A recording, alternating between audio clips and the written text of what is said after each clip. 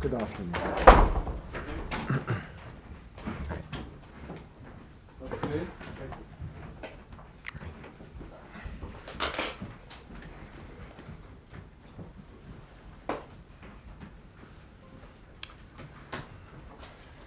Okay, good afternoon and thank you for joining us.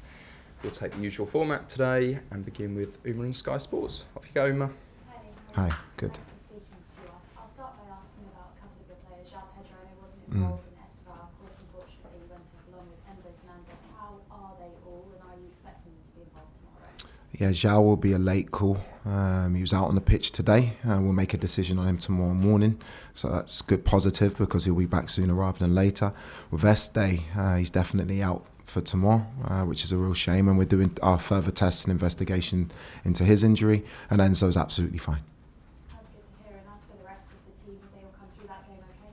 Yep, so far so good. Obviously it's a quick turnaround, but no other new news to report. Glad to hear it. And of course, I know it was a difficult result at the weekend, which leaves you 7 points off the Champions League spots at the moment with an in-form Brighton to come tomorrow, your former team, of course. Do you feel that any defeat from now until the end of the season could seriously harm your chances of finishing in the top 5?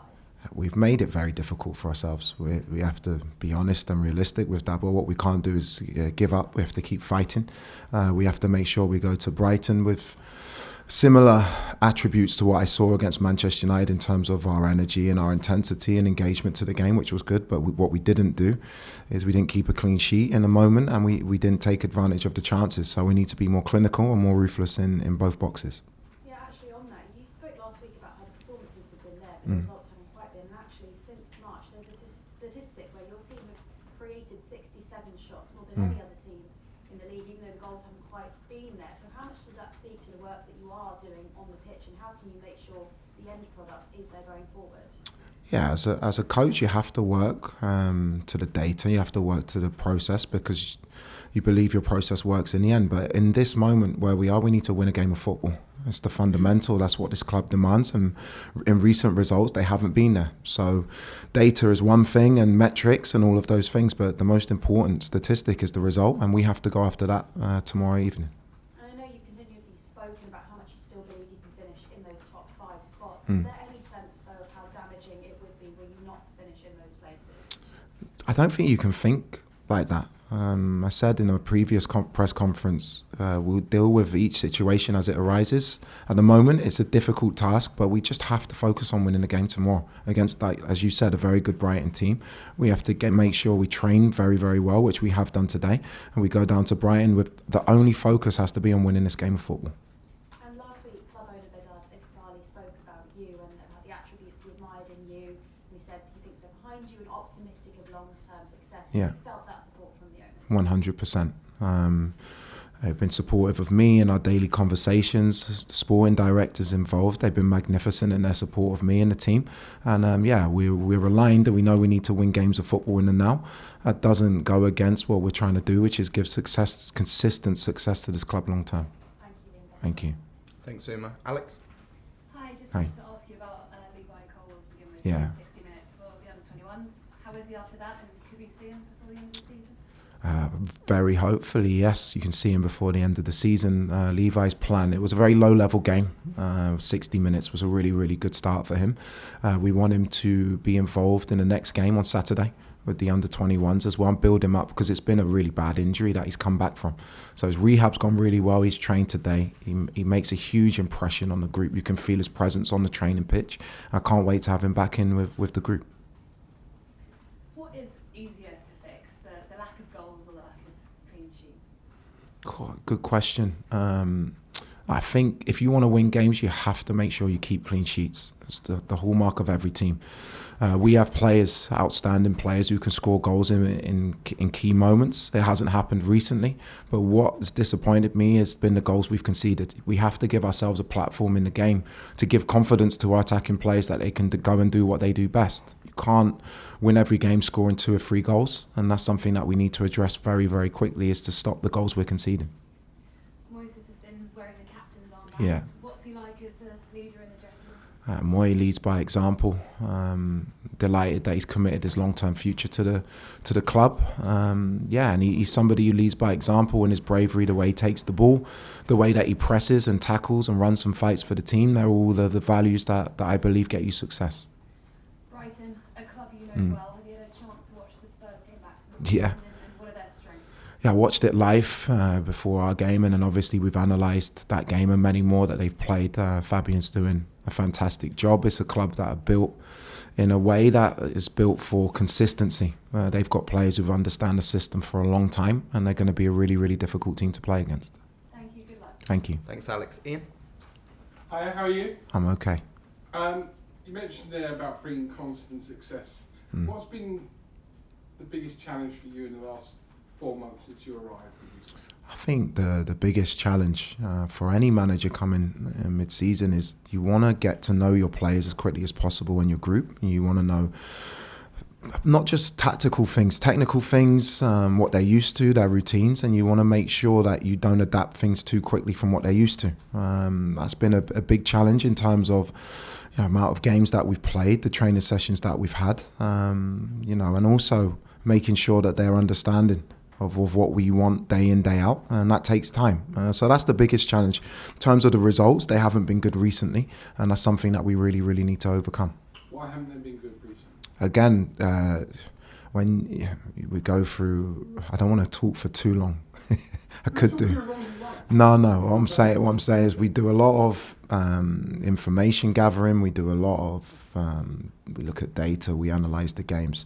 A lot of it comes down to moments. The Manchester United game sums up. They've had one shot on target. Well, we've had 10 men and it ends up in our net. Sometimes we have to make sure that in the key moments we stay switched on. And we haven't done that. And then what happens? The result changes the flow, the confidence of the team drops if you're losing a game in any team. And we have to make sure going into the rest of the season that we keep the back door shut and give ourselves a chance by scoring the first goal in the game. I've noticed in press conferences, pre and post matches, you use the P word quite a bit, process. With 5-6 games to go, trying to get into the top 5, this constant success this season. Is it perhaps time to park the process till the summer for next season and just go all out to try and win football matches, however you do it? We do. It's a process, the process of how we work to win a game. That's a process. How we train, how we deliver meetings, what the tactics are, that's a process. The process is to win at every game that we play.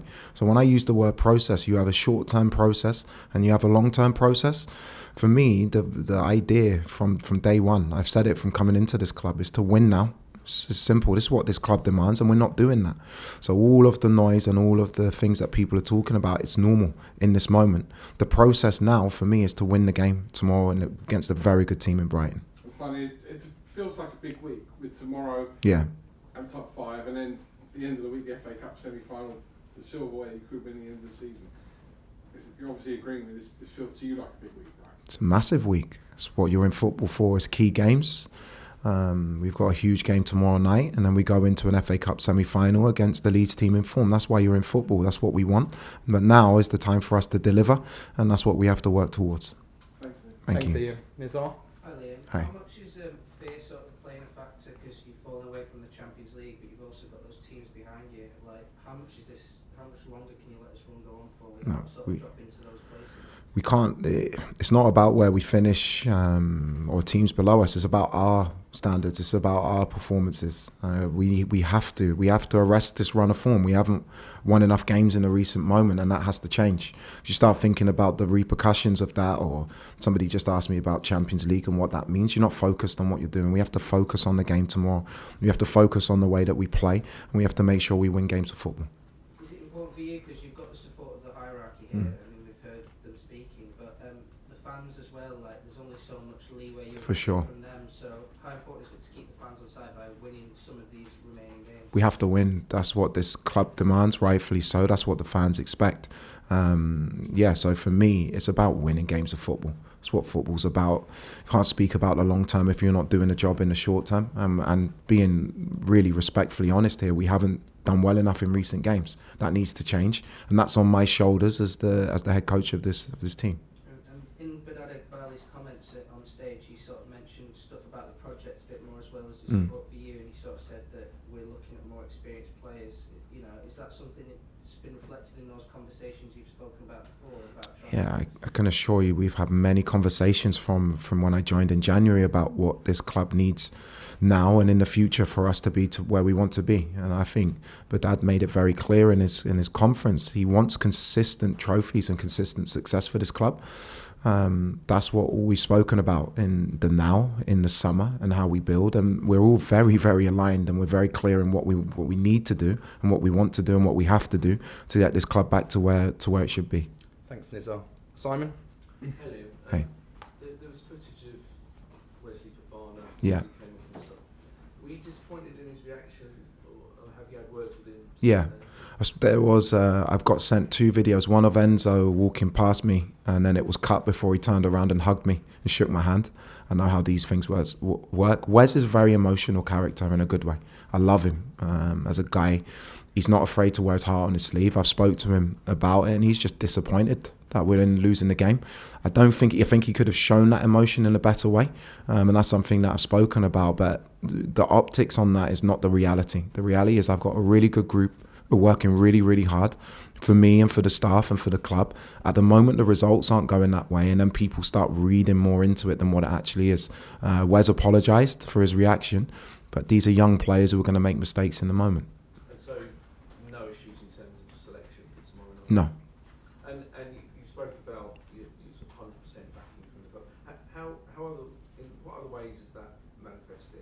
You're talking about transfer talks, but is there any other way that they sort of talking to you after games and Yeah, I don't think it's not needing reassurance. It's about being open. It's about seeing where I've made mistakes, where we've made mistakes, where we need to improve, and having open, honest, challenging conversations makes the process better. Because if you're not honest and you don't hold your hand up to mistakes, you're never going to improve.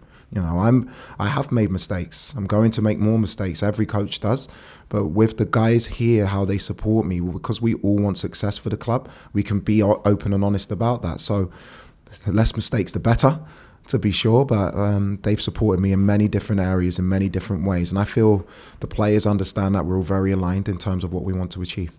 Thank you, Simon. Thanks, everyone. Cameras off, please.